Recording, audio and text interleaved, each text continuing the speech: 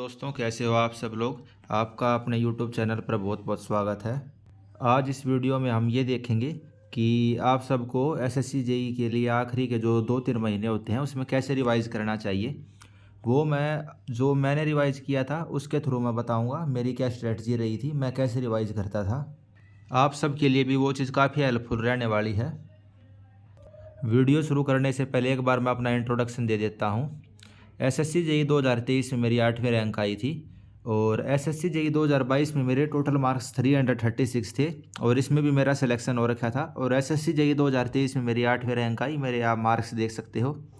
और गेट मैंने 3 बार क्लियर किया हुआ है। और ये मैंने आपको बता दिया था कि अगस्त 2022 से नवंबर 2023 तक जैसे जॉब से छुट्टी लेकर मैंने केवल SSC जेई के लिए पढ़ा और केवल यूट्यूब से ही पढ़ता था, तो केवल रिवीजन वगैरह ही करी इस टाइम मैंने। क्योंकि क्या था, 22 जुलाई 2023 को मैंने जॉब से रिज़ाइन मतलब छुट्टी ले ली थी और 5 और 6 अगस्त को हरियाणा के अंदर जैसे CGL का एग्ज़ाम होता है सेंट्रल लेवल पे, वैसे ही हरियाणा में एग्ज़ाम था इनका कल रखा ग्राम सचिव वगैरह का। तो उसके लिए मैं 6 तारीख तक तो एग्ज़ाम देने के लिए वहाँ कुरुक्षेत्र में मेरा सेंटर था, वहाँ गया हुआ था। तो हरियाणा के जो एग्ज़ाम थे, नॉन टेक्निकल एग्ज़ाम थे, उनके लिए पढ़ रहा था मैंने जॉब से रिज़ाइन देने के 10-15 दिन तक। उसके बाद आप ऐसे मान के चलो कि 7-8 अगस्त के आसपास से मैंने पढ़ना शुरू किया SSC जेई के लिए और 8 अक्टूबर तक मैं पढ़ा, क्योंकि 9 अक्टूबर 2023 को SSC जेई प्री का एग्ज़ाम था। तो लगभग 2 महीने के करीब पूरा अगस्त, सितंबर और थोड़े बहुत दिन अक्टूबर के मैंने, यानी कि करीब 60 दिन के करीब आप कह सकते हो, SSC जेई के लिए रिवाइज़ किया। और उसकी हेल्प की वजह से ही, रिवाइज़ करने की वजह से ही मेरे अच्छे रैंक आ पाई। तो कैसे रिवाइज़ करता था वो आज इस वीडियो में आपको मैं क्लियर कर देता हूँ। तो दोस्तों, सबसे पहले हम जो रिपीटर्स हैं या फिर जिनका सिलेबस पूरा हो चुका है उनकी बात कर लेते हैं।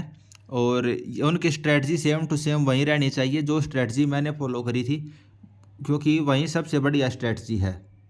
इसमें एक चीज़ आपको मैं क्लियर कर देता हूँ, आपका सिलेबस कंप्लीट होना चाहिए और आपको ये फेक नहीं करना है कि सर मेरा तो ट्रैफिक इंजीनियरिंग बचा हुआ है, वैसे तो मेरा सारा सिलेबस पूरा है, मेरा फ्लूइड मैकेनिक्स बचा हुआ है या फिर मेरा कंक्रीट बचा हुआ है। सिलेबस पूरा होने का मतलब है सिलेबस पूरा हो रखा है इन ऑल टर्म, जो भी प्रीवियस ईयर क्वेश्चन का जो आप देख सकते हैं, ऑल रिस्पेक्ट में आपका सिलेबस पूरा होना चाहिए। तो दोस्तों, ये मैंने जो बुक होती है SSC JE previous year question की, उसका इंडेक्स ओपन कर लिया है। इसकी हेल्प से मैं आपको समझ देता हूँ मैं कैसे पढ़ता था। तो दोस्तों, जैसे मैं लाइब्रेरी के अंदर जाता था, रोज़ के 7 से 8 घंटे तो आपको पढ़ने ही पड़ेंगे। उसमें मैं क्या करता था, अपने नोट्स ले जाता था, या तो आपके हैंड रिटन नोट्स होंगे या फिर आपने कोई बुक खरीद रखी होगी। जैसे आजकल सिविल बूस्टर, सिविल की गोली, इस टाइप की मतलब काफ़ी अच्छी बुक्स आती हैं, उनमें से आपने कोई बुक खरीद रखी होगी जहाँ से आप थ्योरी पढ़ते हैं। तो एक चैप्टर तो आपको सुबह सुबह के टाइम कर लेना है, या फिर उस चीज़ को आप शाम के टाइम भी 1 घंटा दे सकते हैं, लेकिन आपको प्रेफर करना है कि आप सुबह के टाइम करें, क्योंकि शाम के टाइम क्या होता है और टाइम लिमिटेड होता है। मान लो आप 7 बजे तक पढ़ते हो और आपने 6 बजे पढ़ना शुरू किया, तो आपके पास फिक्स 1 घंटे का टाइम बचा पढ़ने के लिए। लेकिन अगर आप सुबह 10 बजे पढ़ना आपने शुरू किया, तो आप उसको 2 घंटे भी पढ़ सकते हो, 3 घंटे भी पढ़ सकते हो। तो कोशिश करना कि सुबह के टाइम में रिवीजन करना। जैसे आप मान लो आपको RCC का डिज़ाइन है, आपने इसके नोट्स उठाए या बुक्स उठाए, सारे फॉर्मूले रिवाइज कर दिए। अगर आप बोल बोल कर पढ़ते, बोल बोल कर पढ़ लो या लिख लिख कर पढ़ लो फॉर्मूलों को। मैं तो लिख लेता था जो फॉर्मूले थे, साथ में वाइट पेपर रखता था, उस पर लिखता रहता था साथ साथ। और वैसे एक चीज़ और है, बहुत बच्चे जैसे डाउट रहेगा कि एक दिन में एक ही सब्जेक्ट को रिवाइज़ करना है या एक सब्जेक्ट को 3-4 दिन में रिवाइज़ करना है। तो वो तो आपकी कैपेसिटी के ऊपर है। जैसे आप स्टार्टिंग में किसी सब्जेक्ट को रिवाइज़ करोगे, तो मान लो RCC का ही एग्जांपल लेते हैं, स्टार्टिंग में रिवाइज़ करने में इसको मान लो 6 या 7 घंटे लग रहे हैं, दूसरी बार रिवाइज़ करोगे 3 घंटे लगेंगे, और उसके बाद जब जब इसको रिवाइज़ करोगे अगली बार, तो 1 घंटा 2 घंटा ऐसे टाइम लगेगा। जितनी ज़्यादा बार रिवाइज़ करोगे उतना ही कम टाइम लगेगा। और जितनी जल्दी जल्दी रिवाइज़ करोगे, जैसे RCC को आपने डे 1 पे रिवाइज़ किया, फिर आप इसको अगली बार डे 15 पे रिवाइज़ कर रहे हो, तो बीच का जो ये गैप है 15 डेज़ का, ये जितना कम होगा, मान लो 10 दिन का गैप है, तो आपको कम टाइम लगेगा। अगर ये गैप 20 दिन का हो गया तो थोड़ा सा और ज़्यादा टाइम लगेगा आपको रिवाइज करने में। तो गैप जितना कम होएगा रिवाइज करने में उतना ही कम टाइम लगेगा। तो आप कोशिश करनी है आप सब्जेक्ट को कम से कम मतलब लगातार रिवाइज करते रहो। मेरा क्या था, और जैसे कि जो रिपीटर स्टूडेंट हैं उनको मेरे वाली स्ट्रेटजी फॉलो करनी है। मैं एक दिन में क्या करता था, 3 सब्जेक्ट को लेकर चलना है आपको। एक दिन में 3 सब्जेक्ट। ये 3 सब्जेक्ट आप कैसे करेंगे, एक सब्जेक्ट की तो आप करेंगे रिवीजन। एक सब्जेक्ट की आपने सुबह सुबह या शाम के टाइम आपने रिवीजन कर ली। अब इस रिवीजन के लिए आप क्या कर सकते हो, अगर आप को मतलब टाइम ज़्यादा लगता है रिवाइज करने में तो आप फिक्स कर सकते हो कि मैं तो 1 घंटा रिवाइज करूँगा या 2 घंटे रिवाइज करूँगा। मान लो जैसे स्टील का चैप्टर है तो स्टील आप मान लो 10 घंटे में रिवाइज करते हो तो रोज़ का 1.5 घंटा आपको रिवीजन में देना है। सुबह सुबह के टाइम या शाम का टाइम आपने रिवीजन के लिए टाइम निकालना है, वो आपने रिवीजन के लिए टाइम दे दिया।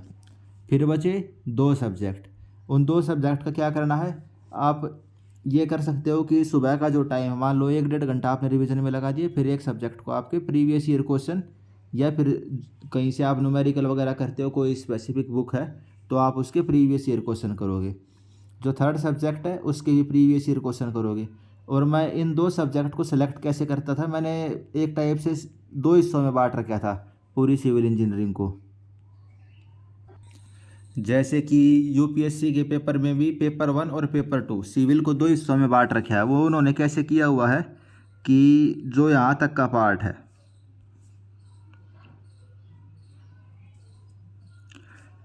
Theory of structure, RCC, steel, building material, estimating, costing, ये तो हो गया पार्ट 1।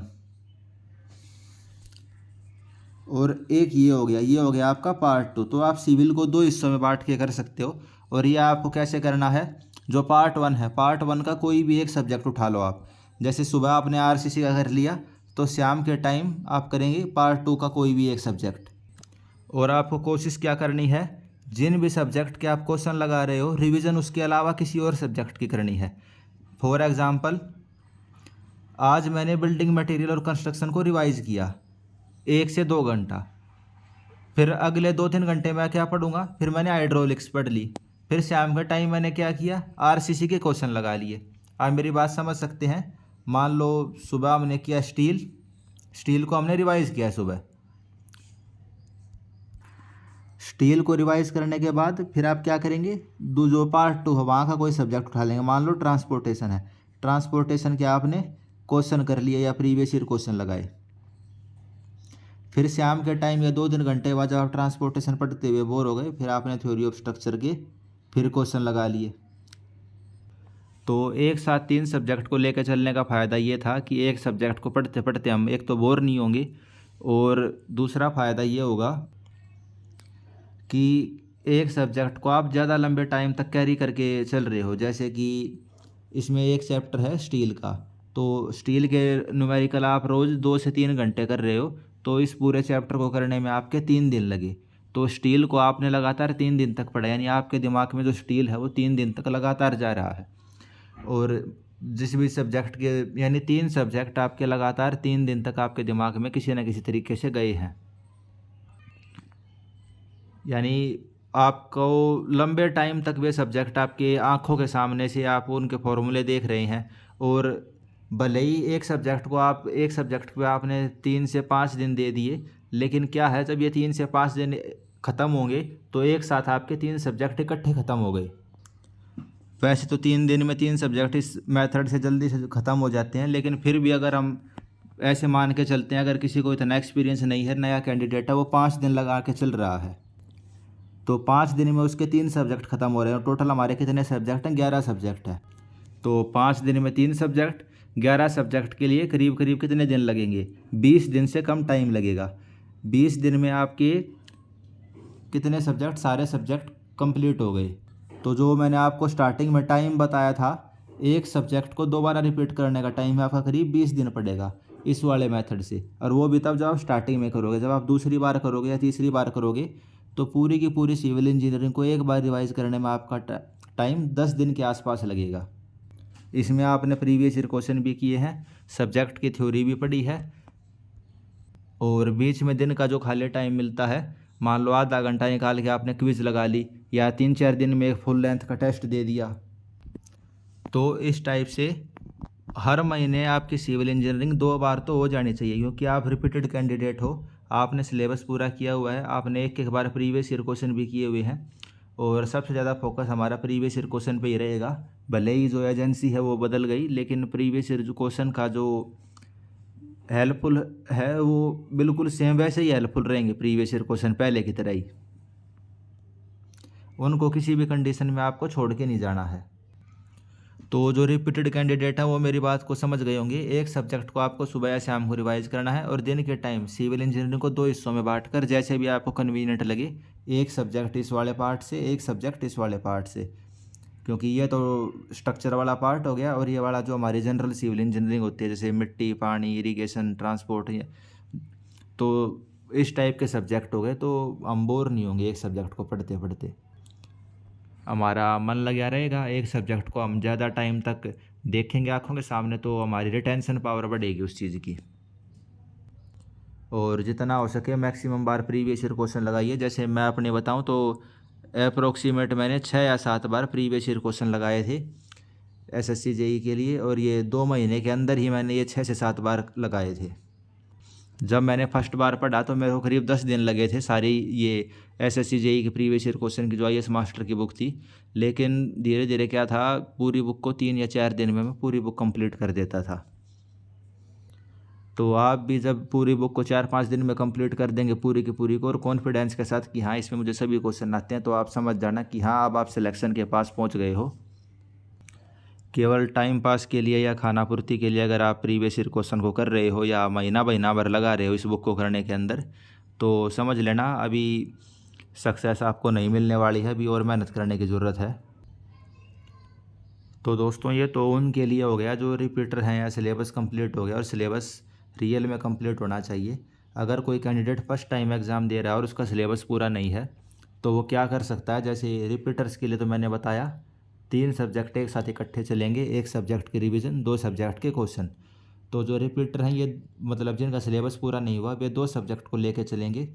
एक सब्जेक्ट को तो वो टीचर से पढ़ेंगे, और उसके अलावा जो कोई दूसरा सब्जेक्ट है उस सब्जेक्ट के वे प्रीवियस ईयर क्वेश्चन लगाएंगे। तो रिपीटर हो या फ्रेशर हो, सबसे मेन तो प्रीवियस ईयर क्वेश्चन है। वेंडर चाहे एसएससी का कोई भी हो, प्रीवियस ईयर क्वेश्चन सबसे ज़्यादा इम्पोर्टेंट है। वे आपको अगर पूरी तरह से रट गए हैं सॉल्यूशन के समेत और अच्छे से समझ भी आ गए हैं, तो आप इस पेपर को श्योरली अच्छे रैंक के साथ क्लियर करेंगे। आप कॉन्फिडेंस रखिए। जैसा कि मैंने आपको बताया कि केवल 2 महीने पढ़ के, उससे पहले तो मैं जॉब पे ही था और बाकी एग्ज़ाम की तैयारी करता था, तो मैं अच्छी रैंक ला सकता हूं, तो आप भी श्योरली अच्छी रैंक लेकर आ सकते हैं। अगर आपका कोई सब्जेक्ट स्पेसिफिक डाउट हो भाई पढ़ाई से रिलेटेड, तो आप बिल्कुल कमेंट बॉक्स में लिख दीजिए, सभी का मैं रिप्लाई भी करता हूं और आपकी पूरी हेल्प करेंगे। आप चैनल को सब्सक्राइब कर लीजिए, और एसएससी जेई की तैयारी करने वाले आप अपने फ्रेंड्स के साथ शेयर भी कर दीजिए, उनके लिए भी रिवीजन स्ट्रेटजी काफ़ी हेल्पफुल रहेगी। Thank you friends.